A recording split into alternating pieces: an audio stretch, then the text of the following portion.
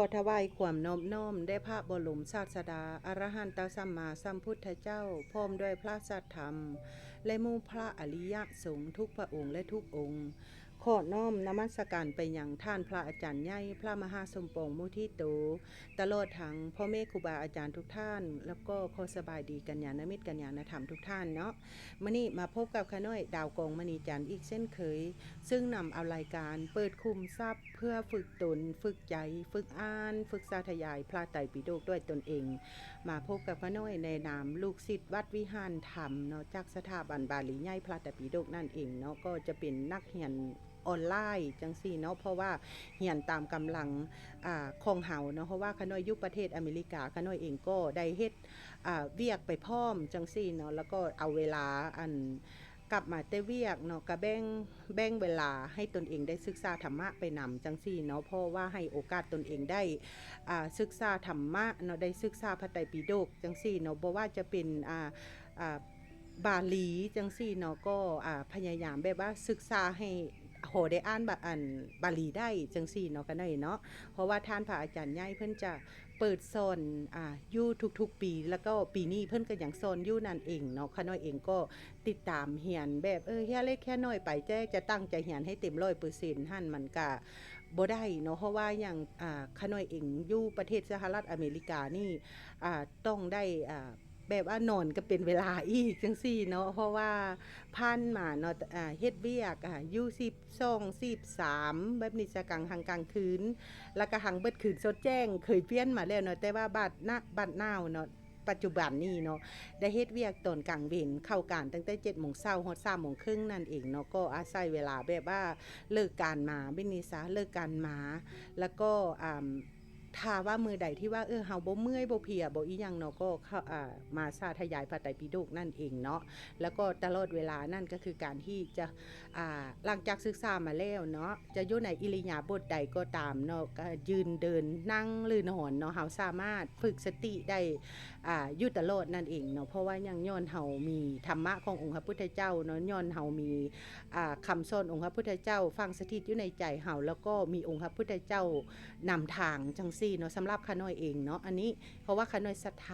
ธาองค์พระพุทธเจ้าเชื่อในการตรัสรู้ของพระองค์ท่านแล้วก็อยากเป็นผู้นึงเนาะนำเอาพุทธศาสนาขององค์พระพุทธเจ้าที่ว่าอยู่ในพระไตรปิฎกนี่นะมาประกาศเผยแพร่ด้วยตนเองนั่นเองเนาะฉะนั้นข้าน้อยจึงว่าแบบสร้างรายการนี้ขึ้นมาว่าเพื่อฝึกตนฝึกใจฝึกอ่านฝึกสาธยายพระไตรปิฎกด้วยตนเองนั่นเองเนาะเพราะว่าอย่างข้าน้อยเองก็อยากแบบว่าสร้างอริยทรัพย์ใส่ตนเองเนาะเพราะว่าการที่เฮามีศรัทธาต่อพระรัตนตรัยแล้วก็ศรัทธาต่อองค์พระพุทธเจ้านี่นะอันนี้เป็นบุญเป็นอริยทรัพย์ของเฮานั่นเองเนาะแล้วก็บ่ว่าการบริจาคทานรักษาศีลภาวนาหรือการที่เฮาจะเจริญกุศลเนาะถ้าเฮาเข้าใจแล้วอยู่ในอิริยาบถใดอยู่ในทุกที่สถานเฮาสามารถเจริญกุศลสามารถสร้างกุศลได้ทุกเมื่อนั่นเองเนาะแบบว่าง่ายๆถ้าเฮาศึกษาแล้วเฮาจะรู้ว่า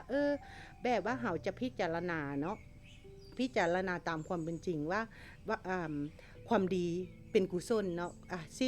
ความที่ว่ามันบ่ดีจังซี่เป็นอกุศลจังซี่นะว่าแบบเข้าใจง่ายๆจังซี่เนาะฉะนั้นสิ่งใดที่ว่าเป็นอกุศลคุณงามความดีเฮาก็ต้องเจริญ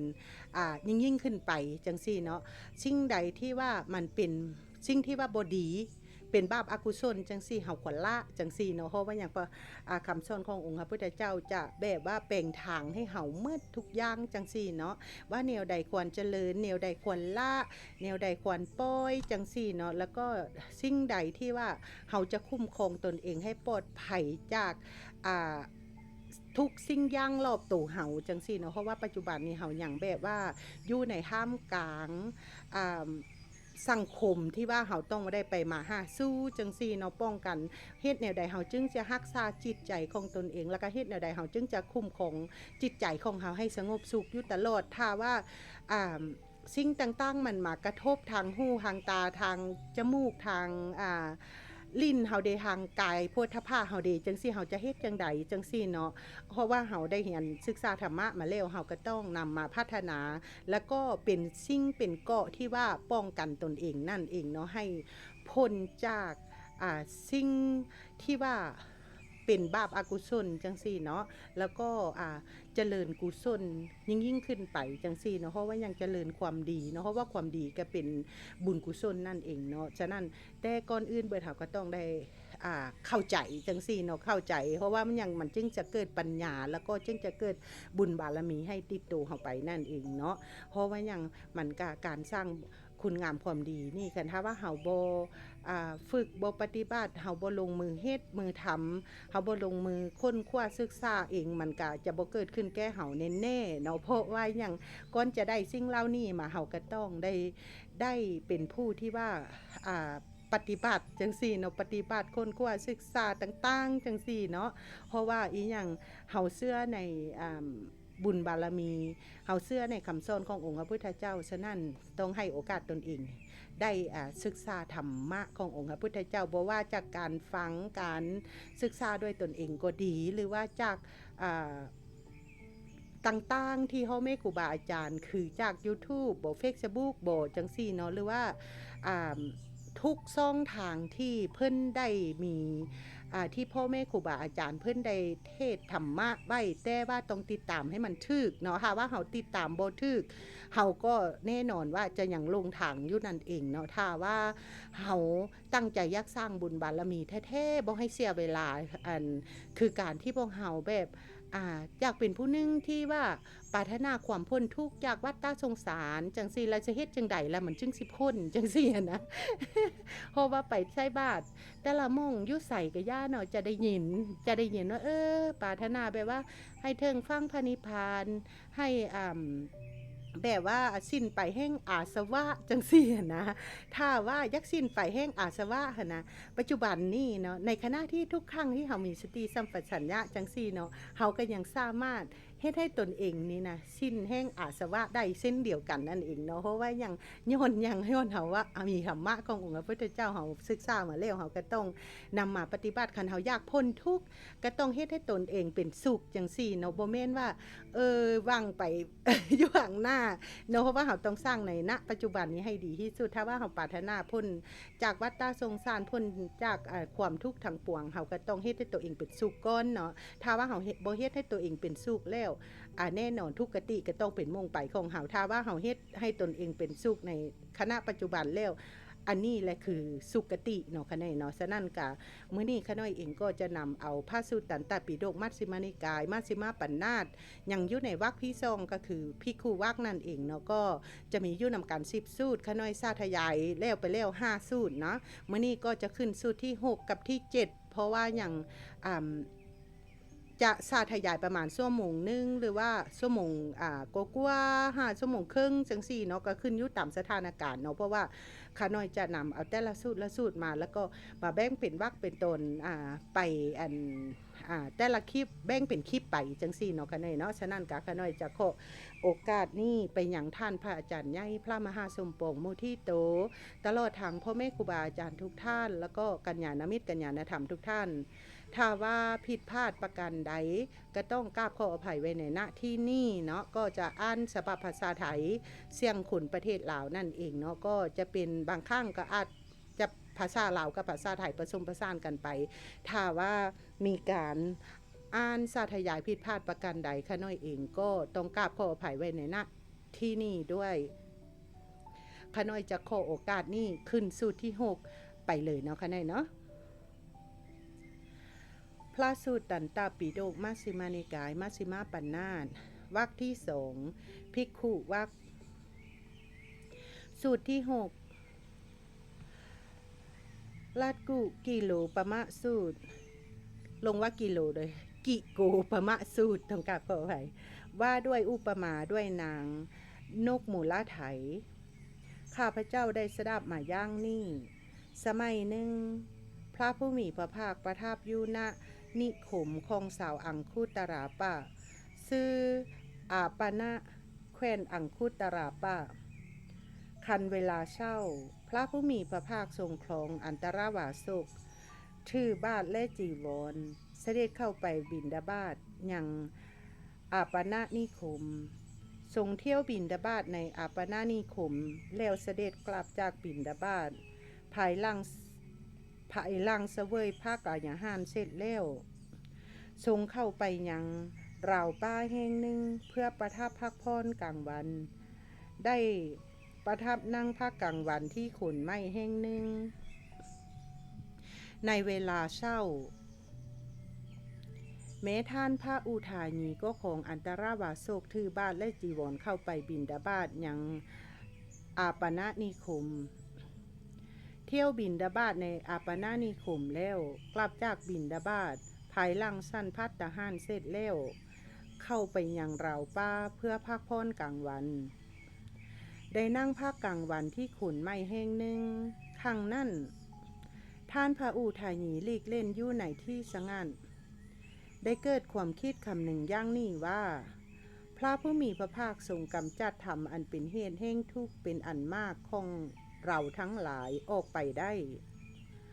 พระผู้มีพระภาคทรงนำธรรมอันเป็นเหตุแห่งสุขเป็นอันมากมาให้เราทั้งหลายพระผู้มีพระภาคทรงกำจัดอกุศลธรรมเป็นอันมากของเราทั้งหลายออกไปได้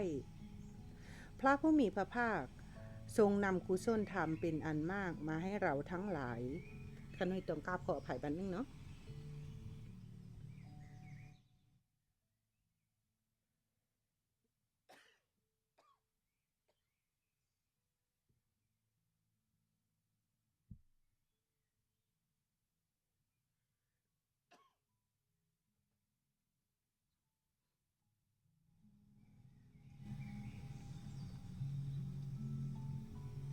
ต้องกราบขออภัยหลายๆบางครั้งคือกันกับว่าเฮาสิบ่ได้ไอได้จามแต่ว่าอ่านไปบ่ฮู้ใดดันคันคอเนาะคะไนเนาะต้องกราบขออภัยหลายๆคะไน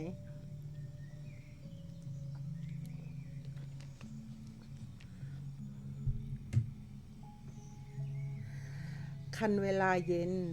ท่านพระอุทายีออกจากที่หลีกเล่นเข้าไปเฝ้าพระผู้มีพระภาคถึงที่ประทับถวายอภิวาทพระผู้มีพระภาคแล้วนั่งณที่สมควรมูลเหตุที่ทรงห้ามสั้นในเวลาวิกาลท่านพระอุทายีนั่งณที่สมควรแล้วได้กราบทูลพระผู้มีพระภาคว่าข้าแต่พระองค์ผู้เจริญขอประทานว่าโรกาสข้าพระองค์หลีกเล่นอยู่ในที่สงัดได้เกิดความคิดคำหนึ่งอย่างนี้ว่าพระผู้มีพระภาคทรงกำจัดธรรมอันเป็นเหตุแห่งทุกข์เป็นอันมากของเราทั้งหลายออกไปได้พระผู้มีพระภาคทรงนำธรรมอันเป็นเหตุแห่งสุขเป็นอันมากมาให้เราทั้งหลายพระผู้มีพระภาคทรงกำจัดอกุศลธรรมเป็นอันมากของเราทั้งหลายออกไปได้พระผู้มีพระภาคทรงนำพระผู้มีพระภาคทรงนำกุศลธรรมเป็นอันมากมาให้เราทั้งหลายก็เมื่อก่อนข้าพเจ้าเคยสั้นได้ทางเวลาเย็นเวลาเช้าและเวลาวิกาลกลางวันหลังเที่ยงในสมัยที่พระผู้มีพระภาคได้รับสั่งเรียกภิกษุทั้งหลายมาตรัสว่าภิกษุทั้งหลายเราขอเตือนเธอทั้งหลายจงเลิกสั้นโภชนะในเวลาวิกาลกลางวันเสียเถิดข้าพระองค์นั่นมีความน้อยใจมีความเสียใจข้าหาบดีทั้งหลายผู้มีศรัทธาจะถวายของขวัญเขี้ยวของขวัญฉันอันประณีตแม้ใดแก่เราทั้งหลายในเวลาวิกาลกลางวันพระผู้มีพระภาคผู้สู้โคตรรับสั่งให้เราทั้งหลายเลิกสั้นโภชนะในเวลาวิกาลกลางวันแม้นั่นเสียแล้วข้าพระองค์ทั้งหลายนั่นเมื่อพิจารณาเห็นความรักความเคารพความละอายและความเกรงกลัวในพระผู้มีพระภาคจึงยอมเลิกสั้นโภชนะในเวลาวิกาลกลางวันนั่นเสียด้วยอาการอย่างนี้ข้าพระองค์ทั้งหลายนั่นจึงสั้นในเวลาเย็นและเวลาเช้าในสมัยที่พระผู้มีพระภาคได้รับ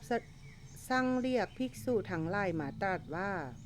ภิกษุทั้งหลายเราขอเตือนเธอทั้งหลายจงเลิกชั้นโภชนะในเวลาวิกาลกลางคืนเสียเถิดข้าพระองค์นั่นมีความน้อยใจมีความเสียใจว่า พระผู้มีพระภาคผู้สุคตรับสั่งให้เราเลิกชั้นโภชนะที่นับว่าปานีตกว่าบรรดาโภชนะทั้งซ่องนี้เสียข้าแต่พระองค์ผู้เจริญเรื่องเคยมีมาแล้วบุรุษคนหนึ่งได้ของที่ควรจะแก่งมาในเวลากลางวันจึงบอกภรรยาย่างนี้ว่าเอาเถิดเธอจงเก็บสิ่งนี้ไว้เราทั้งหมดจักบริโภคพร้อมกันในเวลาเย็นอะไรทั้งหมดที่จะปรุงกินย่อมมีรสอร่อยในเวลากลางคืน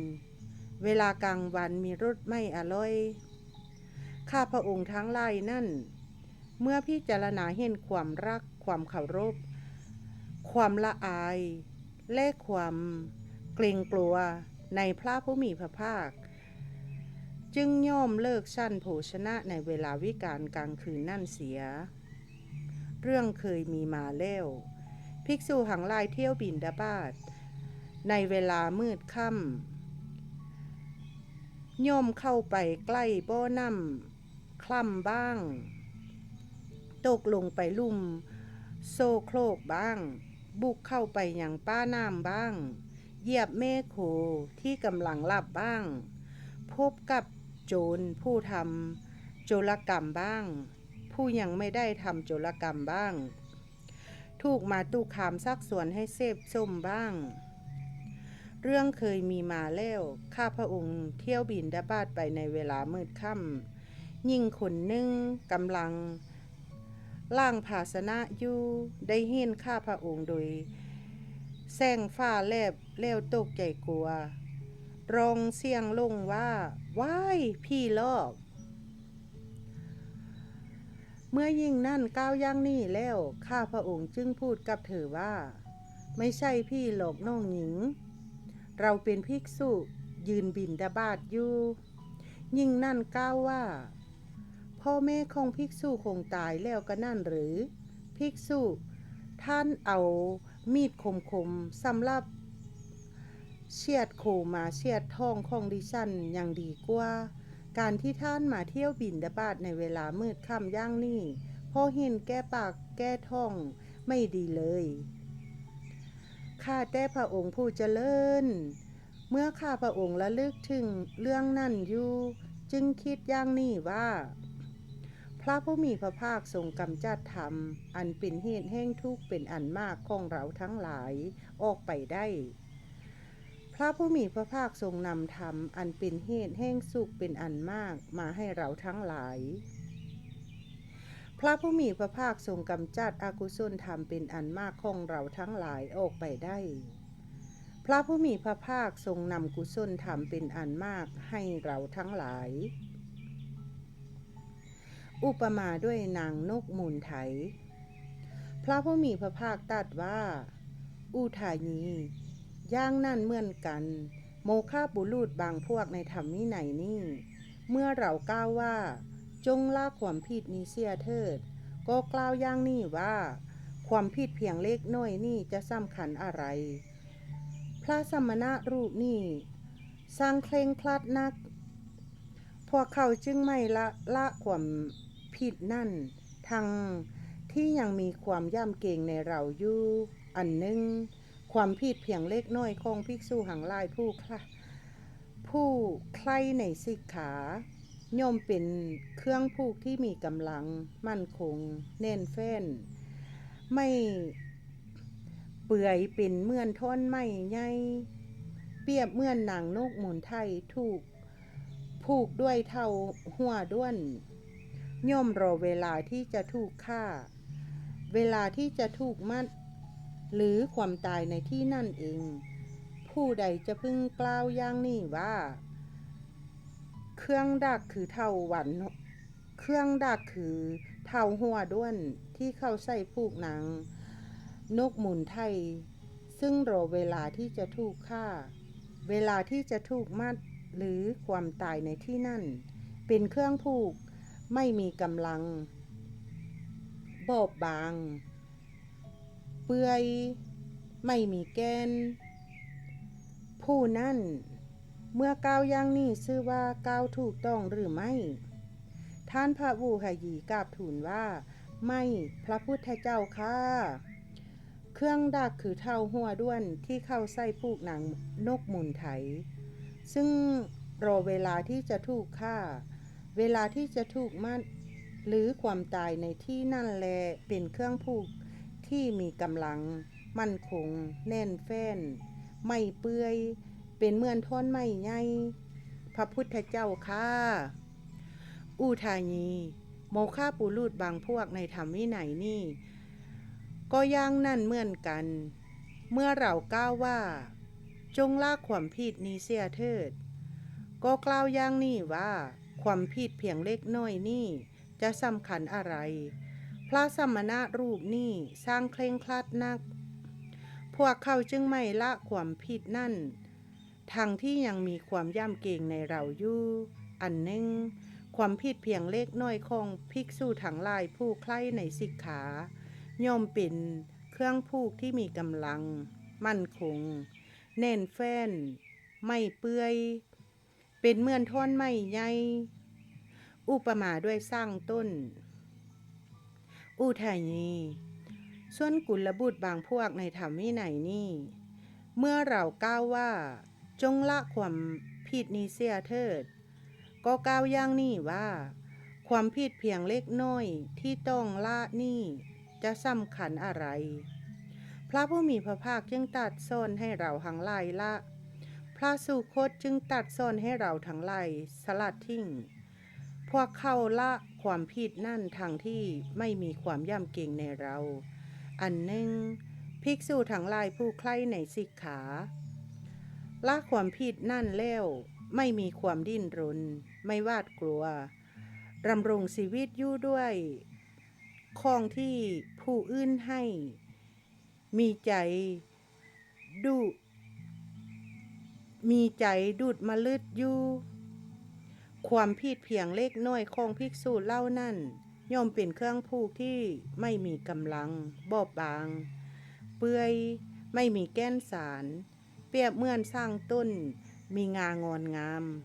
เป็นสร้างทรงที่มีศาสตร์กำเนิดดีเคยฟาดศึกสงครามมาแล้วขวัญสร้างล่ามโซ่ไว้ย่างมั่นคงพอมันสะบัดกายเท่านั้นก็จะทำให้โซ่ที่ล่ามไว้นั่นขาดแล้วหนีไปตามใจปรารถนาผู้ใดจะพึ่งกล่าวอย่างนี้ว่าสร้างต้นนั่นมีงางอนงามเป็นสร้างทรงที่มีศาสตร์กำเนิดดีเคยฟาดศึกสงครามมาแล้วขวัญสร้างล่ามโซ่ไว้ย่างมั่นคงพอมันสะบัดกายเท่านั้นก็จะทำให้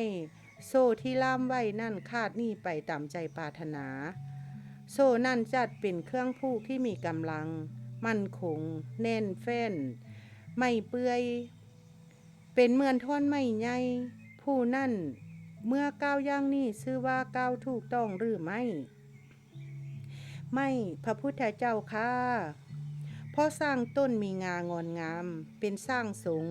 ที่มีศาสตร์กำเนิดดีเคยฟาดศึกสงครามมาแล้วขวัญสร้างล่ามโซ่ไว้ย่างมั่นคงพอมันสะบัดกายเท่านั้นก็จะทำให้โซ่ที่ล่ามไว้นั่นขาดแล้วนี่ไปตามใจปรารถนาเครื่องผูกสร้างต้นนั่นจัดเป็นเครื่องผูกที่ไม่มีกำลังละถึงไม่มีแก้นสารพระพุทธเจ้าค่ะอุทายีกุลบุตรบางพวกในธรรมวินัยนี่ก็ย่างนั่นเหมือนกันเมื่อเรากล่าวว่าจงละความผิดนี้เสียเถิดก็กล่าวอย่างนี้ว่าความผิดเพียงเล็กน้อยที่ต้องละนี่จะสำคัญอะไรพระผู้มีพระภาคจึงตรัสสอนให้เราทั้งหลายละพระสุคตจึงตรัสสอนให้เราทั้งหลายสลัดทิ้งพวกเขาละความผิดนั่นทางที่ไม่มีความย่ำเกรงในเราอันหนึ่งภิกษุทั้งหลายผู้ใคร่ในสิกขาละความผิดนั้นแล้วเป็นผู้ไม่มีความดิ้นรนไม่หวาดกลัวดำรงชีวิตด้วยของที่ผู้อื่นให้มีใจดุดมารึอยู่ความผิดเพียงเล็กน้อยของภิกษุเล่านั่น จัดเป็นเครื่องผูกที่ไม่มีกำลังบอบบาง เปื่อยไม่มีแก่นสาร อุปมาด้วยคนจน อุทายีเปรียบเหมือนคนยากไร้ไม่มีทรัพย์สินสิ่งไรเป็นของตนจัดเป็นคนจนไม่ใช่คนมั่งคั่งเลยเขามีเรือนเล็กๆหลังหนึ่งซึ่งมีเครื่องมุงและเครื่องประกอบอื่นๆผุพังหลุดลุ่ยต้องคอยไล่นกกาไม่เป็นรูปบ้าน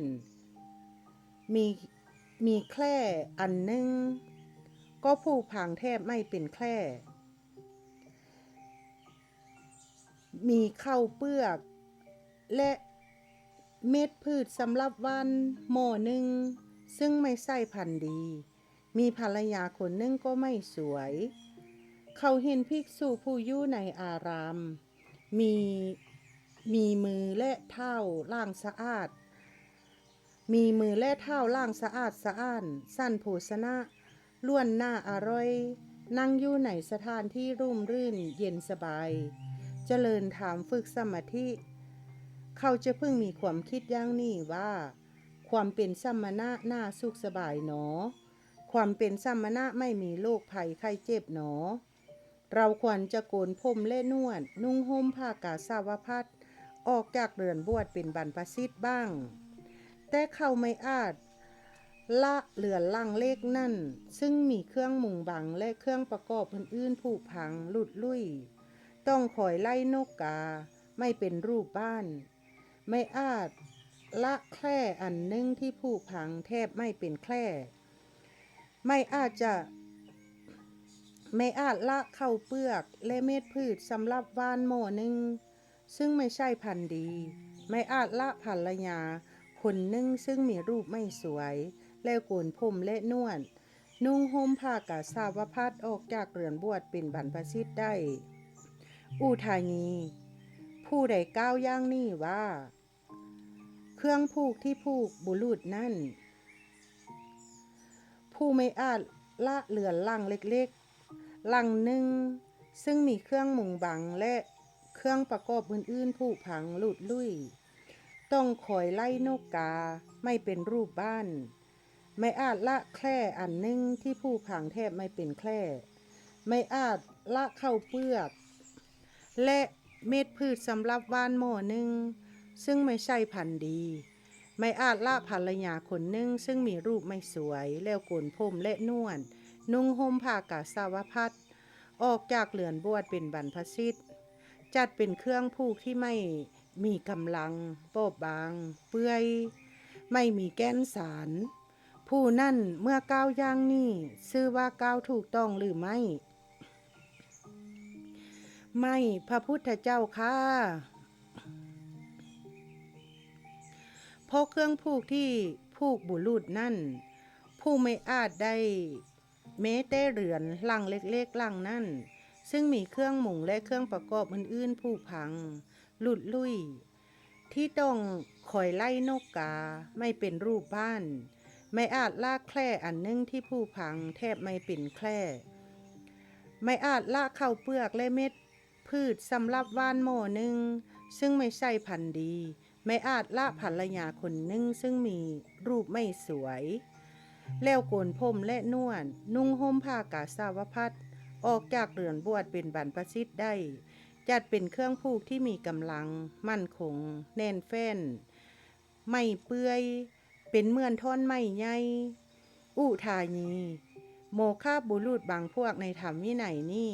ก็อย่างนั้นเหมือนกันเมื่อเราก้าวว่าจงละความผิดนี้เสียเถิดก็ก้าวอย่างนี้ว่าความผิดเพียงเล็กน้อยนี่จะสำคัญอะไรพระสมณะรูปนี่สร้างเคร่งครัดนักพวกเขาจึงไม่ละความผิดนั่นทั้งที่ยังมีความย่ำเกรงในเรา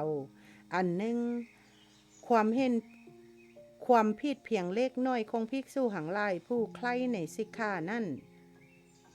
ย่อมเป็นเครื่องผูกที่มีกำลังมั่นคงแน่นแฟ้นไม่เปื่อยเป็นเหมือนท่อนไม้ใหญ่อุปมาด้วยคนมั่งมีอุทายี เปรียบเหมือนคหบดีหรือบุตรคหบดีผู้มั่งคั่งมีทรัพย์มากมีสมบัติมากสะสมถงไว้ไล่ร้อยแท่งสะสมข้าวเปลือกนาที่ดินภรรยาทาสชายทาสหญิงไว้เป็นอันมากเขาเห็นภิกษุผู้อยู่ในอารามมีมือและเท้าล่างสะอาดสะอ้านสั่นโภชนะล้วนหน้าอร่อยนั่งอยู่ในสถานที่ร่มเย็นร่มรื่นเย็นสบายเจริญธรรมฝึกสมาธิเขาจะพึ่งมีความคิดอย่างนี้ว่าความเป็นสัมมณะน่าสุขสบายหนอความเป็นสัมมณะไม่มีโรคภัยไข้เจ็บหนอเราควรจะโกนผมและนวดนุ่งห่มผ้ากาสาวพัสออกจากเรือนบวชเป็นบรรพชิตบ้างเขาอาจจะละทองไล่ร้อยแท่งละเข้าเปลือกนาที่ดินภรรยาทาสชายทาสหญิงเป็นอันมากแล้วโกนผมและนวดนุ่งห่มผ้ากาสาวพัสออกจากเรือนบวชเป็นบรรพชิตผู้ใดจะพึ่งก้าวย่างนี่ว่าเครื่องผูกที่ผูกคหบดีหรือบุตรคหบดีผู้อาจละทองไล่ร้อยแท่งละเข้าเปลือกนาที่ดินภรรยาทาสชายทาสหญิงเป็นอันมากแล้วโกนผมและนวดนุ่งห่มผ้ากาสาวพัสออกจากเรือนบวชเป็นบรรพชิตจัดเป็นเครื่องผูกที่มีกำลังมั่นคงแน่นแฟ้นไม่เปื่อยเป็นเหมือนท่อนไม้ใหญ่ผู้นั้นเมื่อก้าวย่างนี้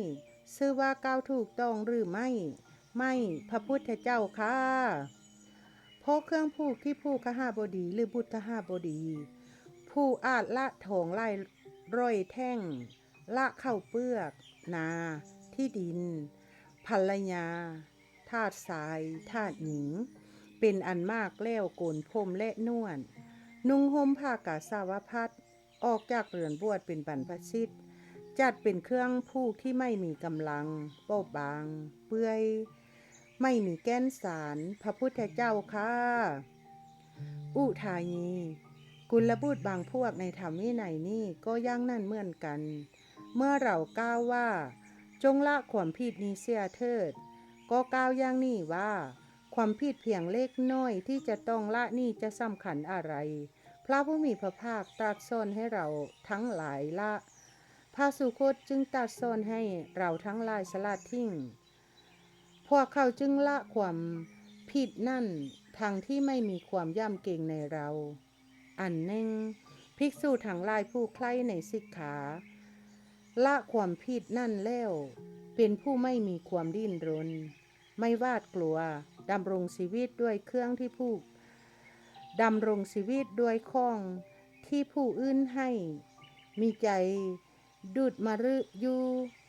ความผิดเพียงเล็กน้อยของภิกษุเหล่านั้นจัดเป็นเครื่องผูกที่ไม่มีกำลังบอบบางเปื่อยไม่มีแก่นสารบุคคลสี่จำพวกอุทายีบุคคลสี่จำพวกนี้มีปรากฏอยู่ในโลกบุคคลสี่จำพวกในบ้างคือบุคคลบางคนในโลกนี้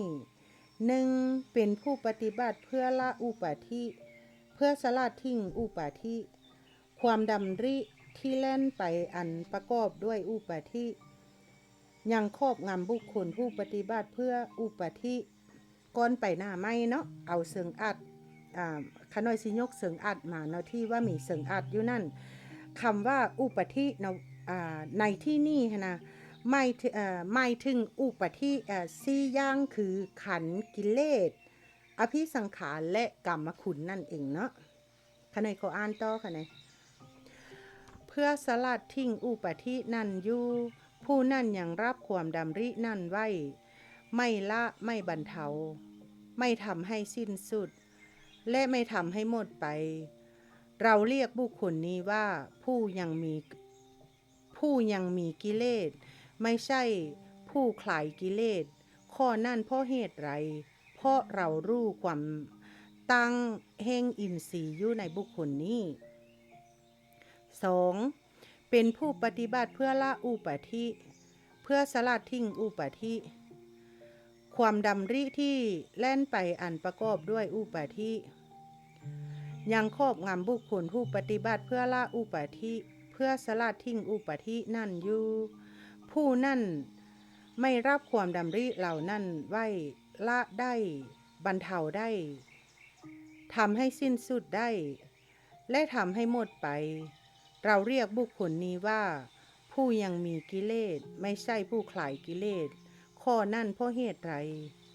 เพราะเรารู้ความแตกต่างแห่งอินทรีย์ในบุคคลนี้ 3. เป็นผู้ปฏิบัติเพื่อละอุปาทิเพื่อสลัดทิ้งอุปาทิความดำริที่แล่นไปอันประกอบด้วยอุปาทิยังครอบงำบุคคลผู้ปฏิบัติเพื่อละอุปาทิเพื่อสลัดทิ้งอุปาทินั่นอยู่เพราะความหลงลืมสติในบางครั้งบางคราวสติเกิดช้าไปที่จริงเขาละได้บรรเทาได้ทำให้สิ้นสุดได้และทำให้หมดไปได้ฉับพลันคนหยดน้ำส่องหยดหรือ3 หยดลงในกระทะเหล็กที่ร้อนอยู่ตลอดวันหยดน้ำที่หยดลงย่างซ่าก็จะเหือดแห้งไปฉับพลันแม้ฉันใดบุคคลบางคนในโลกนี้ก็ฉันนั่นเหมือนกันเป็นผู้ปฏิบัติเพื่อละอุปาทิเพื่อสลัดทิ้งอุปาทิความดำริที่แล่นไปอันประกอบด้วยอุปาทิยังครอบงำบุคคลผู้ปฏิบัติเพื่อละอุปาทิเพื่อสลัดทิ้งอุปาทินั่นอยู่เพราะความหลงลืมสติในบางครั้งบางคราวสติเกิดซ่าไปที่จริงเขาละได้บรรเทาได้ทำให้สิ้นสุดได้และทำให้หมดไปได้โดยฉับพลันเราเรียกบุคคลนี้ว่าผู้ยังมีกิเลสไม่ใช่ผู้ขายกิเลสข้อนั้นเพราะเหตุไรเพราะเรารู้ความตั้งแห่งอินทรีย์ในบุคคลนี้ 4. รู้ว่าอุปาทิเป็นเหตุแห่งทุกข์แล้วเป็นผู้ไม่มีอุปาทิโน้มจิตไปในธรรมเป็นที่สิ้นอุปาทิเราเรียกบุคคลนี้ว่าผู้ขายกิเลสได้แล้วมิใช่ผู้มีกิเลสข้อนั่นเพราะเหตุไรเพราะเรารู้ความแตกต่างแห่งอินทรีย์ในบุคคลนี้บุคคลที่จำพวกนี้มีปรากฏอยู่ในโลกกามคุณ5 ประการอุทัยนีกามคุณมี5 ประการกามคุณ5 ประการอะไรบ้างคือ 1. รูปที่เพิ่งรู้แจ้งทางตาที่น่าปรารถนาน่าใคร่น่าพอใจส่วนให้รักซักให้ใคร่พาใจให้กำนั่น 2. เสียงที่เพิ่งรู้แจ้งทางหู 3. กลิ่นที่เพิ่งรู้แจ้งทางจมูก 4. รสที่เพิ่งรู้แจ้งทางลิ้นก่อนไปหน้าไม้เนาะมาเบิ้งในเสิงอัดที่มีเสิงอัดอยู่ตอนคะแนนอ่านเนาะคำว่าอุปาทิเนาะเพิ่นบอกว่าไหนที่นี่นะหมายถึงขันธ์5 ประการก็คือรูปเวทนาสัญญาสังขารและวิญญาณเนาะแล้วก็ทำเป็นที่สุดทำเป็นที่สิ้นอุปาทิเนาะหมายถึงนิพพานที่สิ้นตัณหานั่นเองเนาะ 5. โพธพาที่เพิ่งรู้แจ้งทางกายที่น่าปรารถนาน่าใคร่น่าพอใจส่วนให้รักซักให้ใคร่พาใจให้กำนั่นกามคุณมี5 ประการนี้แลอุทายีสุขโสมนัสที่อาศัยกามคุณ5 ประการนี้เกิดขึ้นเราเรียกว่าความสุขที่เกิดจากกามความสุขไม่สะอาดความสุขของปุถุชนไม่ใช่ความสุขของพระอริยะเรากล่าวว่าไม่ควรเสพไม่ควรให้เจริญไม่ควรทำให้มากควรเกรงกลัว สุขสนิทนี่รูปสารซีอุทายีภิกษุในธรรมวินัยนี่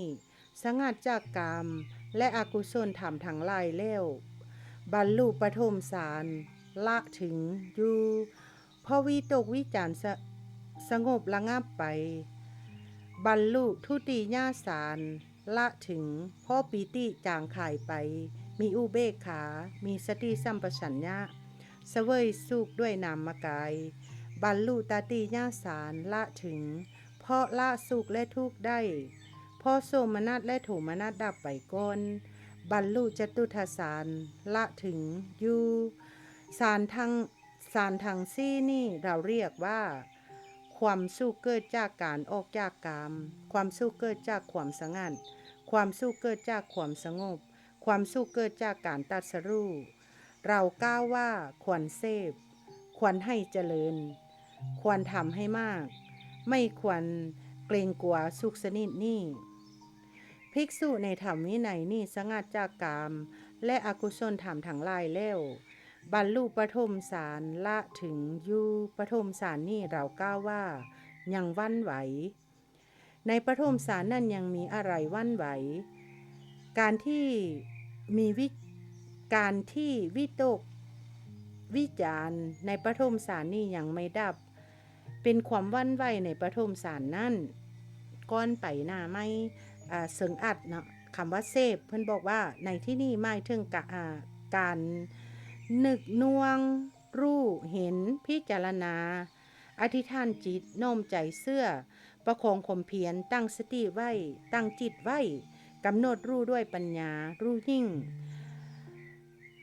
งธรรมที่ควรรู้ยิ่งกำหนดรู้ธรรมที่ควรกำหนดรู้ละธรรมที่ควรละเจริญธรรมที่ควรเจริญทำให้แจ้งธรรมที่ควรทำให้แจ้งเนาะอันนี้คำที่พระองค์บอกว่าเสพเนาะขณะก็อันโตขณะพอวิตกวิจารสงบระงับไปภิกษุในธรรมวินัยนี่บรรลุทุติยฌานละถึงอยู่แม้ทุติยฌานนี่เราก็กล่าวว่ายังวันไหวในทุติยฌานนั้นยังมีอะไรวันไหวการที่มีปีติและสุขในทุติยฌานนี้ยังไม่ดับเป็นความวันไหวในทุติยฌานนั้นเพราะปีติจางคายไปภิกษุในธรรมวินัยนี้มีอุเบกขามีสติสัมปชัญญะเสวยสุขด้วยนามกาย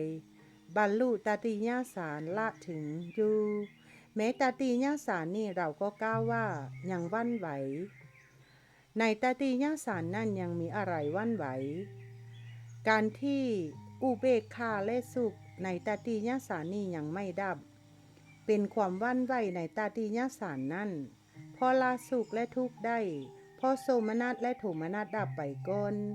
ภิกษุในธรรมวินัยนี้บรรลุจตุทัสสารละถึงอยู่จตุทัสสารนี่เรากล่าวว่าไม่วันไหวอรูปฌานสีอุทายีภิกษุในธรรมวินัยนี้สงัดจากกามและอกุศลธรรมทั้งหลายแล้วบรรลุปฐมฌานละถึงอยู่ปฐมฌานนี่เรากล่าวว่าไม่ควรทำความอาลัยเธอทั้งหลายจงก้าวล่วงอะไรเล่าเป็นธรรมเครื่องก้าวล่วงปฐมฌานนั่นคือพอวิตกวิจารสงบระงับไปภิกษุในธรรมวินัยนี้บรรลุทุติยฌานละถึงอยู่นี่เป็นธรรมเครื่องก้าวล่วงปฐมฌานนั่นแม้ทุติยฌานนี่เราก็กล่าวว่าไม่ควรทำความอาลัยเธอทั้งหลายจงก้าวล่วงอะไรเล่าเป็นธรรมเครื่องก้าวล่วงทุติยฌานนั่นคือเพราะปีติจางคายไปภิกษุในธรรมวินัยนี่มีอุเบกขามีสติสัมปชัญญะเสวยสุขด้วยนามกายบรรลุจติยฌานละถึงอยู่นี่เป็นธรรมเครื่องก้าวล่วงทุติยฌานนั่นแม้ตติยฌานนี่เราก็กล่าวว่าไม่ควรทำความอาลัยเธอทั้งหลายจงก้าวล่วง อะไรเล่าเป็นธรรมเครื่องก้าวล่วงตาติยสารนั่นคือเพราะละสุขและทุกข์ได้เพราะโสมนัสและโทมนัสดับไปก่อนภิกษุในธรรมวินัยนี่บรรลุจตุทัสสารละถึงอยู่นี่เป็นธรรมเครื่องก้าวล่วงตาติยสารนั่นในธรรมวินัยนี่บรรลุจตุทัสสารละถึงอยู่นี่เป็นธรรมเครื่องก้าวล่วงตาติยสารนั่นแม้จตุทัสสารนี่เราก็กล่าวว่าไม่ควรทำความอาลัยเธอทั้งหลายจงก้าวล่วงอะไรเล่าเป็นธรรมเครื่องก้าวล่วงจตุทัสสารนั่นคือเพราะล่วงรูปสัญญาดับปฏิฆาสัญญาไม่กำหนดนานัตตสัญญาโดยประการทั้งปวงภิกษุในธรรมวินัยนี่บรรลุอากาสานัญจายตนะสารอยู่โดยกำหนดว่าอากาศหาที่สุดมีได้นี่เป็นธรรมเครื่องก้าวล่วงจตุทัสสารนั่นแม้อากาสานัญจายตนะสารนี้เราก็กล่าวว่าไม่ควรทำความอาลัยเธอทั้งหลายจงก้าวล่วงอะไรเล่าเป็นธรรมเครื่องก้าวล่วงอากาสานัญจายตนะสารนั่นคือเพราะล่วงอากาสานัญจายตนะสารโดยประการทั้งปวงภิกษุในธรรมวินัยนี่บรรลุวิญญาณัญจายตนะสารอยู่โดยกำหนดว่าวิญญาณห้าที่สุดมีได้นี่เป็นธรรมเครื่องก้าวล่วงอากาสานัญจายตนะสารนั่นแม้วิญญาณต้องกราบขออภัยเนาะแม้วิญญาณัญจายตนะสารนี่เราก็กล่าวว่าไม่ควรทำความอาลัยเธอทั้งหลายจงก้าวล่วงอะไรเล่าเป็นธรรมเครื่องก้าวล่วงวิญญาณัญจายตนะสารนั่นคือเพราะล่วงวิญญาณัญจายตนะสารโดยประการทั้งปวงภิกษุในธรรมวินัยนี้บรรลุอากินจัญญายตนะสารอยู่โดยกำหนดว่าไม่มีอะไรนี่เป็นธรรมเครื่องก้าวล่วงวิญญาณนัญจายตนะสารนั่นแม้อากินจัญญายตนะสารนี่เราก็กล่าวว่าไม่ควรทำความอาลัยเธอทั้งหลายจงก้าวล่วงอะไรเล่าเป็นธรรมเครื่องก้าวล่วงอากินจัญญายตนะสารนั่นคือเพราะล่วงอากินจัญญายตนะสารโดยประการทั้งปวงภิกษุในธรรมวินัยนี่บรรลุเนวสัญญานาสัญญายตนะสารอยู่นี่เป็นธรรมเครื่องก้าวล่วงอากินจัญญายตนะสารนั่นแม้เนวสัญญานาสัญญายตนะสารนี่เราก็กล่าวว่าไม่ควรทำความอาลัยเธอทั้งหลายจงก้าวล่วงอะไรเล่าเป็นธรรมเครื่องก้าวล่วงเนวสัญญานาสัญญายตนะสารนั่นคือเพราะล่วงเนวสัญญานาสัญญายตนะสารโดยประการทั้งปวงภิกษุในธรรมวินัยนี้บรรลุสัญญาเวทายิตานิโรธอยู่นี่เป็นธรรมเครื่องก้าวล่วงเนวสัญญานาสัญญานาตนาสารนั่นเราก้าวการละแม้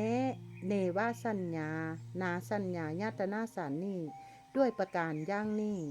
อุทยีสังโยชน์ที่ละเอียดหรือหยาบนั่นซึ่งเรายังมีได้ก้าวถึงการละเธอเห็นหรือไม่ท่านพระอุทยีกราบทูลว่าไม่พระพุทธเจ้าค่ะพระผู้มีพระภาคได้ตรัสภาษิตนี้แล้วท่านพระอุทายีมีใจยินดีชื่นชมพระภาษิตของพระผู้มีพระภาคดังนี้แลรัตกุกิโกปมาสูตรที่6จบสูตรที่7จาตุมะสูตรว่าด้วยเหตุการณ์ในหมู่บ้านจาตุมาเรื่องพระอาคันตุกะพูดเสียงดังข้าพเจ้าได้สดับมาย่างนี้สมัยหนึ่งพระผู้มีพระภาคประทับอยู่ณอามันกีวันหมู่บ้านจาตุมาสมัยนั่นแลภิกษุประมาณ500 รูป มีท่านพระสารีบุตรและท่านพระมหาโมคคัลลานะเป็นหัวหน้าเดินทางมาถึงบ้านจาตุมาเพื่อเข้าเฝ้าพระผู้มีพระภาคภิกษุอาคันตุกะเล่านั่นสนทนาปราศัยกับภิกษุเจ้าทินจัดเสนาสนะเก็บบาทและจีวรอยู่ทรงเสียงดังอื้ออึ้งครั้งนั้นพระผู้มีพระภาครับสั่งเรียกท่านพระอานนท์มาตรัสถามว่าอานนท์ผู้ที่ทรงเสียงดังอื้ออึ้งเหมือนสาวประมงแย่งปลากันเป็นภิกษุพวกไหนท่านพระอานนท์ทูลตอบว่าข้าแต่พระองค์ผู้เจริญภิกษุประมาณ500รูปมีท่านพระสารีบุตรและท่านพระมหาโมคคัลลานะเป็นหัวหน้าเดินทางมาถึงบ้านจาตุมาเพื่อเข้าเฝ้าพระผู้มีพระภาคภิกษุอาคันตุกะเล่านั่นสนทนาปราศัยกับภิกษุเจ้าทินจัดเสนาสนะเก็บบาทและจีวรอยู่ทรงเสียงดังอื้ออึ้งพระพุทธเจ้าค่ะอานนท์ถ้าเส้นนั่นเธอจงไปเรียกภิกษุเล่านั่นมาตามคำของเราว่าพระศาสดาตรัสเรียกท่านทั้งหลาย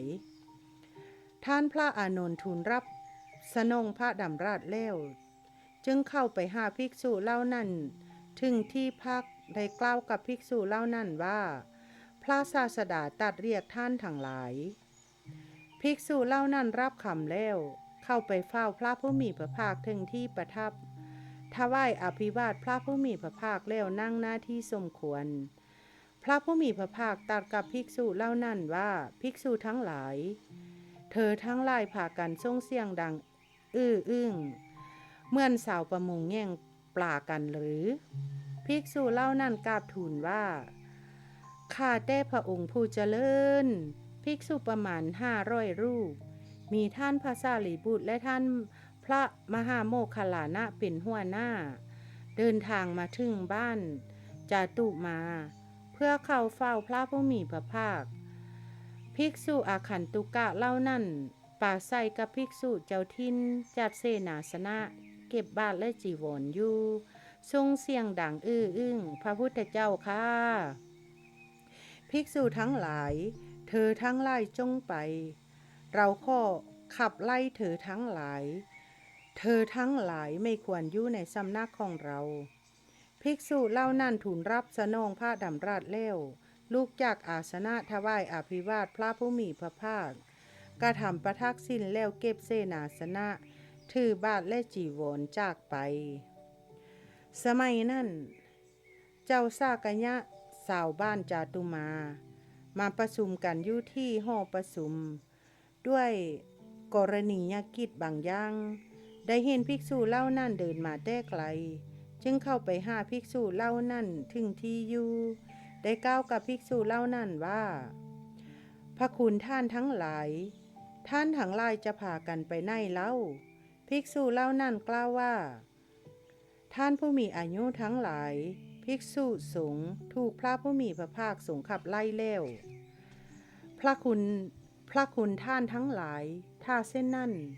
ขอท่านทั้งหลายจงนั่งอยู่ที่นี่สักครู่หนึ่งบางทีพวกข้าพเจ้าอาจจะให้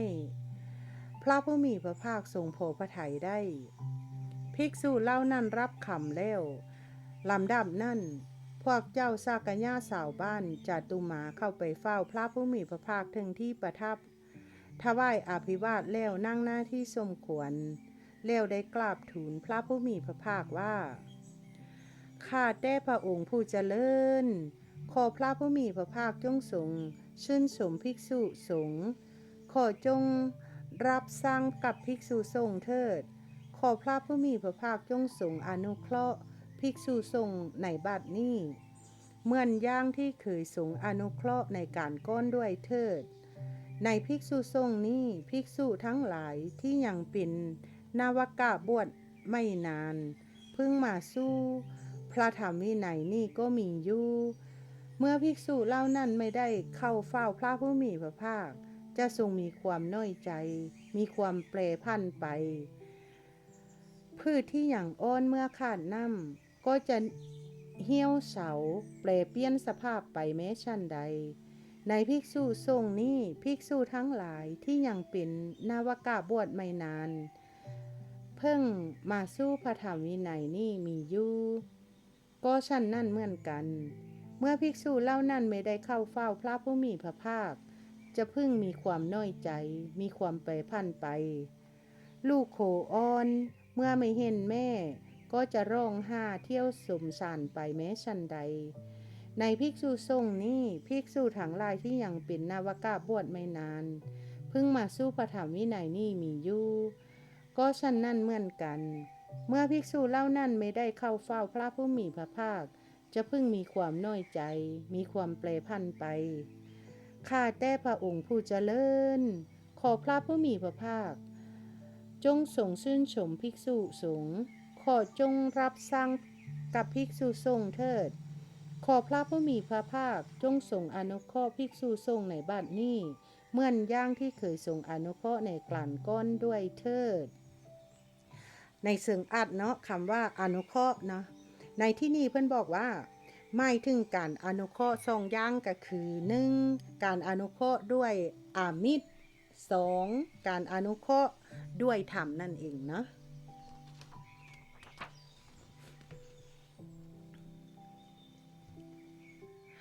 ผมอาราธนาพระพุทธเจ้าครั้งนั้นท้าวสหบดีพรหมทรงทราบความลำพึงในพระทัยของพระผู้มีพระภาคด้วยใจของตนแล้วได้อันตรธานจากพรหมโลกมาปรากฏในที่เฉพาะพระภาคของพระผู้มีพระภาคเปรียบเหมือนคนที่มีที่แข็งแรงเหยียดแขนออกหรือคู่แขนเข้าแล้วห่มผ้าเสวียงบาประนมมือไปทางที่พระผู้มีพระภาคประทับอยู่ได้กราบทูลว่าขอพระผู้มีพระภาคจงชื่นชมภิกษุสงฆ์ขอจงรับสั่งกับภิกษุสงฆ์เถิดขอพระผู้มีพระภาคจงทรงอนุเคราะห์ภิกษุสงฆ์ในบัดนี้เหมือนกับที่เคยทรงอนุเคราะห์ในการก้อนด้วยเถิดในภิกษุสงฆ์นี้ภิกษุทั้งหลายที่ยังเป็นนาวกะบวชไม่นานเพิ่งมาสู้พระธรรมวินัยนี่ก็มีอยู่เมื่อภิกษุเหล่านั้นไม่ได้เข้าเฝ้าพระผู้มีพระภาคจะเพิ่งมีความน้อยใจมีความแปรผันไปพืชที่อย่างอ่อนเมื่อขาดน้ำก็จะเหี่ยวเศร้าเปรเปลี่ยนสภาพไปแม้ฉันใดในภิกษุสงฆ์นี้ภิกษุสงฆ์ทั้งหลายที่ยังเป็นนาวกะบวชไม่นานเพิ่งมาสู้พระธรรมวินัยนี่มีอยู่ก็ฉันนั่นเหมือนกันเมื่อภิกษุเหล่านั้นไม่ได้เข้าเฝ้าพระผู้มีพระภาคจะเพิ่งมีความน้อยใจมีความแปรผันไปลูกโคอ้อนเมื่อไม่เห็นแม่ก็จะร้องหาเที่ยวสมสารไปแม้ฉันใดในภิกษุสงฆ์นี้ภิกษุทั้งหลายที่ยังเป็นนาวกะบวชไม่นานเพิ่งมาสู้พระธรรมวินัยนี่มีอยู่ก็ฉันนั่นเหมือนกันเมื่อภิกษุเหล่านั้นไม่ได้เข้าเฝ้าพระผู้มีพระภาคจะเพิ่งมีความน้อยใจมีความแปรผันไปข้าแต่พระองค์ผู้เจริญขอพระผู้มีพระภาคจงทรงชื่นชมภิกษุสงฆ์ขอจงรับสั่งกับภิกษุเถิดขอจงรับสั่งกับภิกษุสงฆ์เถิดขอพระผู้มีพระภาคทรงอนุเคราะห์ภิกษุสงฆ์ในบัดนี้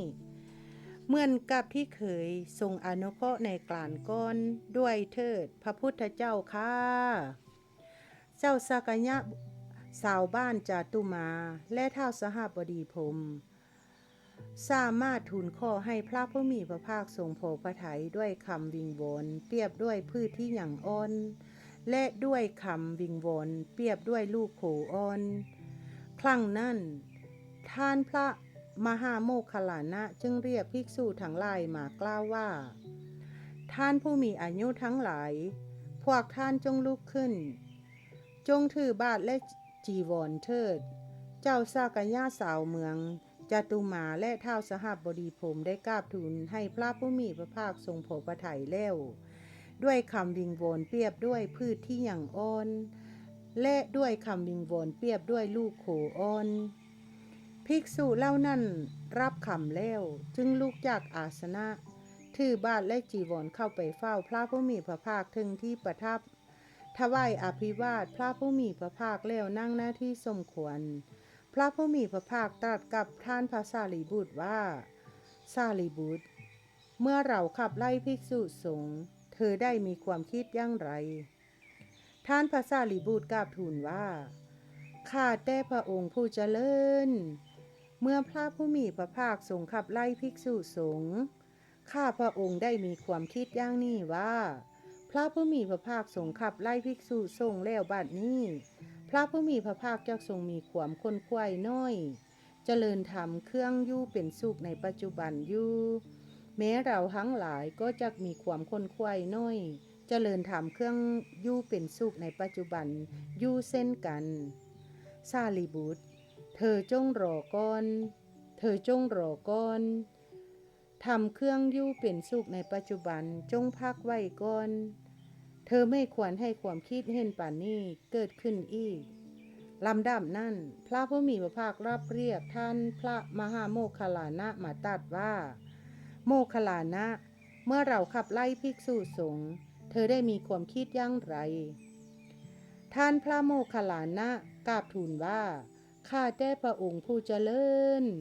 เมื่อพระผู้มีพระภาคทรงขับไล่ภิกษุสงฆ์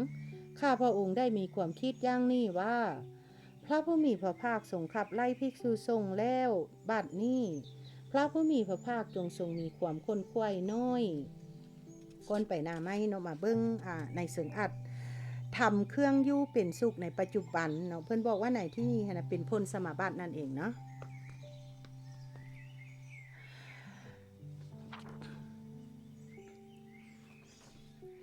เจริญธรรมเครื่องอยู่เป็นสุขในปัจจุบันอยู่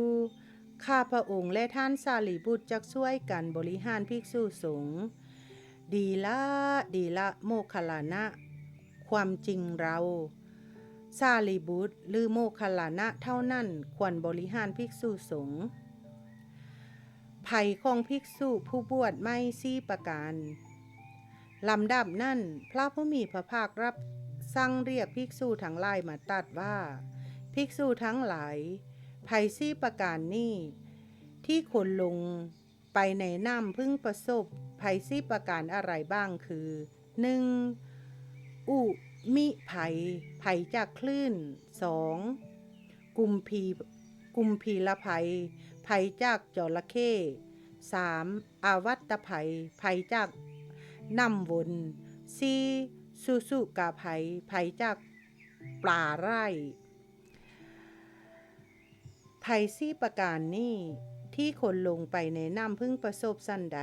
ภิกษุทั้งหลายภัย4ประการนี้ก็ชั้นนั่นเหมือนกันที่กุลบุตรบางคนในโลกนี้มีศรัทธาออกจากเรือนบวชเป็นบรรพชิตในธรรมวินัยนี้พึงประสบภัย4ประการอะไรบ้างคือ 1. อุมิภัย 2. กุมพีละภัย 3. อาวัตภัย 4. สุกาภัยอุมิภัยเป็นอย่างไรคือกุลบุตรบางคนในโลกนี้มีศรัทธาออกจากเรือนบวชเป็นบรรพชิตคิดว่าเราถูกชาติความเกิดสราความแก่มรณะความตายโศกะความเศร้าโศกปริเทวะความคล่ำควรทุกข์ความทุกข์กายโทมนัสความทุกข์ใจอุปาญาตความคับแค้นใจครอบงำตกอยู่ในกองทุกข์มีทุกข์ประดังเข้ามาฉะนั้นหนอการทำกองทุกข์ทั้งหมดนี้ให้สิ้นสุดจะพึงปรากฏเพื่อนผมมาจารีตักเตือนพร่ำสอนเธอผู้บวชแล้วนั่นว่าเธอเพิ่งก้าวไปย่างนี่เพิ่งถอยกลับย่างนี่เพิ่งแลดูย่างนี่เพิ่งเลี้ยวดูย่างนี่เพิ่งคูเข้าย่างนี่เพิ่งเหยียดออกย่างนี่เพิ่งของสังฆาติบาทและจีวรย่างนี่เธอคิดย่างนี่ว่าเมื่อก่อนเราเป็นคฤหัสถ์มีแต่ตักเตือนพร่ำสอนผู้อื่นก็ภิกษุเล่านี่มีอายุคราวลูกข่าวล้านของเรายังจะพอตักเตือนพร่ำสอนเราเธอจึงบอกขืนสิกขากลับมาเป็นคฤหัสถ์นี่เรียกว่าภิกษุผู้กลัว อูมีภัยบอกคืนสิกขากลับมาเป็นคฤหัสถ์คำว่าอูมีภัยนี่เป็นชื่อเรียกความโกรธและความคับแค้นใจกุมพีละภัยเป็นอย่างไรคือกุลบุตรบางคนในโลกนี้มีศรัทธาออกจากเรือนบวชเป็นบรรพชิตคิดว่าเราถูกชาติชรามรณะโศกะปริเทวะทุกข์โทมนัสอุปญาตครอบงำตกอยู่ในกองทุกข์มีทุกข์ประดังเข้ามาฉะนั้นหนอการทำกองทุกข์ทั้งหมดนี้ให้สิ้นสุดจะพึงปรากฏเพื่อนผมมาจารีตักเตือนพร่ำสอนเธอผู้บวชแล้วนั่นว่าสิ่งนี้เธอควรฉันสิ่งนี้เธอไม่ควรฉันสิ่งนี้เธอควรบริโภคสิ่งนี้เธอไม่ควรบริโภคสิ่งนี้เธอควรลิ้มสิ่งนี้เธอไม่ควรลิ้มสิ่งนี้เธอควรดื่มสิ่งนี้เธอไม่ควรดื่มสิ่งที่เป็นกัปปิยะเธอควรฉันสิ่งที่เป็นอากัปปิยะเธอไม่ควรฉันสิ่งที่เป็นกัปปิยะเธอควรบริโภคสิ่งที่เป็นอากัปปิยะเธอไม่ควรบริโภคสิ่งที่เป็นกัปปิยะเธอควรลิ้มสิ่งที่เป็นอากัปปิยะเธอไม่ควรลิ้มสิ่งที่เป็นกัปปิยะเธอควรดื่มสิ่งที่เป็นอากัปปิยะเธอไม่ควรดื่มก่อนไปหน้าไม้นมาเบิ่งเสิงอัดคำว่ากัปปิยะนะกัปปิยะหมายถึงสิ่งที่ถูกต้องเหมาะสมตามพุทธบัญญัติเช่นน้ำปานะมี8ชนิดก็คือ 1. น้ำมะม่วง 2. น้ำว่า 3. น้ำกล้วยมีเม็ด 4. น้ำกล้วยไม่มีเม็ด 5. น้ำมะสาง 6. น้ำพ่นจันทร์หรือน้ำองุ่น 7. น้ำเง่าบัว 8. น้ำพ่นมะปางหรือน้ำลินจี้เภสัช5ชนิดคือ 1. เนยใส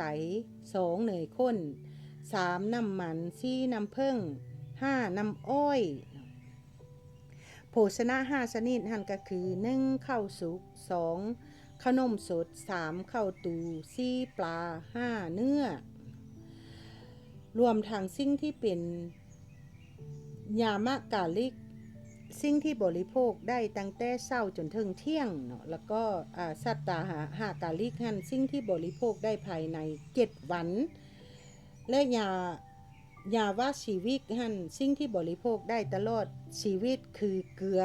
มูดคูดเท่าดินเนาะอันนี้นะเพิ่นบอกไว้จังซั่นแล้วก็คำว่าอากัปปิยะหันหมายถึงสิ่งที่ไม่ถูกต้องไม่เหมาะสมตามพุทธบัญญัติซึ่งตรงกันข้ามกับสิ่งที่เป็นกัปปิยะนั่นเองเนาะจะตรงกันข้ามเนาะที่ว่าเป็นอากัปปิยะหันกันนะขน้อยเขาอ่านต่อสิ่งนี้เธอควรชั่นในการสิ่งนี้เธอไม่ควรชั่นในเวลาวิกาลสิ่งนี้เธอควรบริโภคในการสิ่งนี้เธอไม่ควรบริโภคในเวลาวิกาลสิ่งนี้เธอควรลิ้มในการสิ่งนี้เธอไม่ควรลิ้มในเวลาวิกาลสิ่งนี้เธอควรดื่มในการสิ่งนี้เธอไม่ควรดื่มในเวลาวิกาลเธอคิดอย่างนี้ว่าเมื่อก่อนเราเป็นคฤหัสถ์เคี่ยวกินสิ่งที่เราต้องการไม่เคี่ยวกินสิ่งที่เราไม่ต้องการบริโภคในสิ่งที่เราต้องการไม่บริโภคสิ่งที่เราไม่ต้องการลิ้มสิ่งที่เราต้องการไม่ลิ้มสิ่งที่เราไม่ต้องการดื่มในสิ่งที่เราต้องการไม่ดื่มในสิ่งที่เราไม่ต้องการเคี่ยวกินทั้งสิ่งเป็นกัปปิยะและสิ่งเป็นอากัปปิยะบริโภคทั้งสิ่งเป็นกัปปิยะและสิ่งเป็นอากัปปิยะลิ้มทั้งสิ่งเป็นกัปปิยะและสิ่งเป็นอากัปปิยะดื่มทั้งสิ่งเป็นกัปปิยะและสิ่งเป็นอากัปปิยะเคี่ยวกินทางในการและในเวลาวิกาลบริโภคทางในการและในเวลาวิกาลลิ้มทางในการและในเวลาวิกาลดื่มทางในการและในเวลาวิกาลสิ่งใดที่ประณีตไม่ว่าจะเป็นของเคี่ยวหรือของบริโภคท ที่กหบดีผู้มีศรัทธาถวายแก่เราทั้งหลายถวายแก่เราทั้งในการและในเวลาวิกาลภิกษุเล่านี่ทำเหมือนปิดปากแม้ในสิ่งของเล่านั่นเธอจึงบอกคืนสิกขากลับมาเป็นคฤหัสถ์นี่เรียกว่าภิกษุผู้กลัวกุมพีละภัยบอกคืนสิกขากลับมาเป็นคฤหัสถ์คำว่ากุมพีละภัยนี่เป็นชื่อเรียกความเป็นคนเห็นแก่ปากแก้ท้อง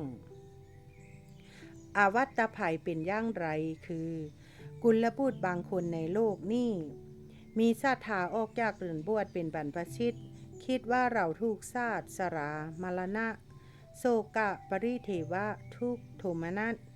อุปาญาตครอบงำตกอยู่ในกองทุกข์มีทุกข์ประดังเข้ามาฉะนั้นหนอการทำกองทุกข์ทั้งหมดนี้ให้สิ้นสุดจะพึงปรากฏเธอบวชอยู่อย่างนี้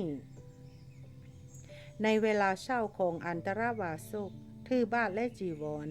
เข้าไปบิณฑบาตตามหมู่บ้านหรือตำบลไม่รักษากายไม่รักษาวาจาไม่มีสติไม่ตั้งมั่นไม่สำรวมอินทรีย์เธอเห็นคหบดีหรือบุตรคหบดีในหมู่บ้านหรือตำบลนั่น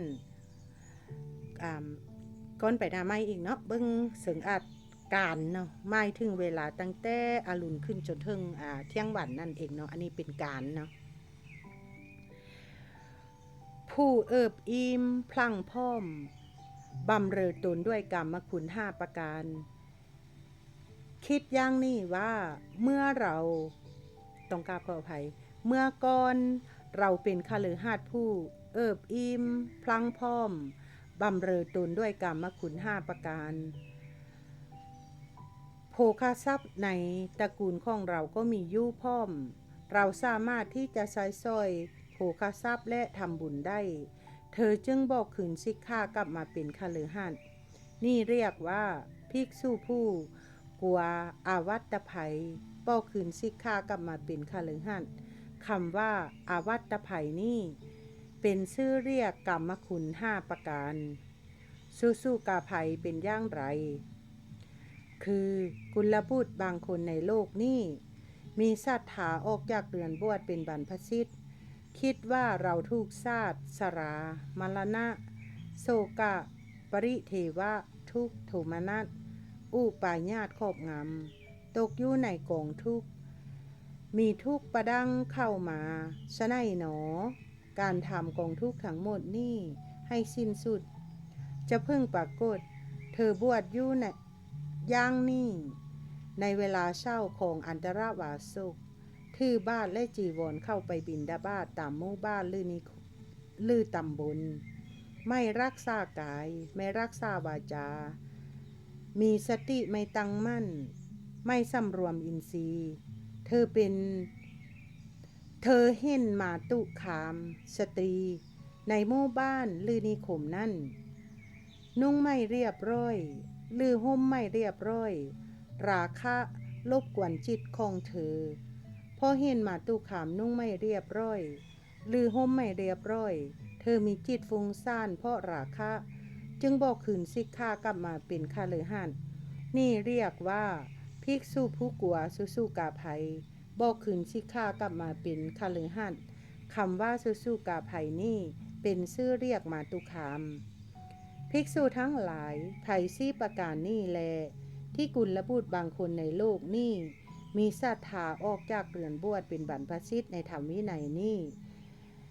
พึ่งประสบพระผู้มีพระภาคตัดพระสิทธินี้แล้วภิกษุเล่านั่นมีใจยินดีตั้งชื่นสมพระภาสิทธิ์ของพระผู้มีพระภาคดังนี้แลจาตุมาสูตรที่7จบกับมาฮอนี่เนาะค่ะน้อยเองก็จะขอปิดคลิปนี่ไว้เพียงเท่านี้ก่อนเนาะก็พบกันไหมคลิปหน้าเนาะก็ตอนนี้ฮอดคลิปที่7แล้วก็ยัง8 9 10ยังตึ้ม3คลิป3สูตรนั่นเองเนาะในคลิปสุดท้ายข้าน้อยเองก็จะนำมาสาธยายให้จบวรรคที่2เลยเนาะ ในคลิปสุดท้ายในวรรคนี้นะจะมีอยู่นำกัน3สูตรที่เหลือเนาะข้าน้อยจะนำมาสาธยายร่วมเป็นคลิปเดียวกันเลยก็ให้จบรวดเดียวกันไปเลยเนาะก็คือ8 9 10นั่นเองเนาะเพราะว่ายังวรรคที่2พิคูวรรคนี้ก็มีอยู่10สูตรนำกันนั่นเองเนาะฉะนั้นก็ข้าน้อยขอน้อมบุญในการที่ข้าน้อยได้สาธยายเจริญกุศลธรรมในมื้อนี้แพร่ไปทั่วทางไพศาลไปโดยบ่มีประมาณบ่มีขอบเขตให้เล่าเทพเทวาทุกสั้นฟ้าทุกภพทุกภูมิตลอดสรรพสัตว์ทั้งหลายทั้งปวงทั้งผู้เคยให้ผู้เคยช่วยเหลือผู้เคยเป็นญาติผู้เคยเป็นมิตรผู้เคยเป็นเพื่อนผู้หวังดีผู้มีอุปการะคุณกับข้าพเจ้าเป็นต้นมีมารดาบิดาครูบาอาจารย์บุตรบุตราสามีภรรยาญาติกาวงศาตลอดทั้งบรรพบุรุษของข้าพเจ้าตลอดทั้งเจ้ากรรมนายเวรเปชาวาซิ่งก็ขอให้มาจมจับฮับเอาแล้วก็ขออัญเชิญเล่าเทพเทวดานำข้าวนี่ไปบอกแก้สรรพสัตว์ผู้อย่างบ่ทันหู้ให้ได้ฮับหู้ให้ได้อนุโมทนาบุญหากท่านใดตกทุกข์ให้พ้นจากทุกข์เทิงสุขแล้วก็ให้เทิงสุขยิ่งขึ้นไปจนตราบเท่าเข้าสู่พระนิพพานด้วยกันทุกท่านทุกตัวตนและขอให้ท่านทั้งหลายที่ได้ฟังได้เห็นคลิปนี้ได้ร่วมสาธุการขอให้ได้มีส่วนแห่งบุญทุกประการให้ได้บุญเสมอกันกับข้าพเจ้าชั้นนั้นเทินสาธุสาธุสาธุ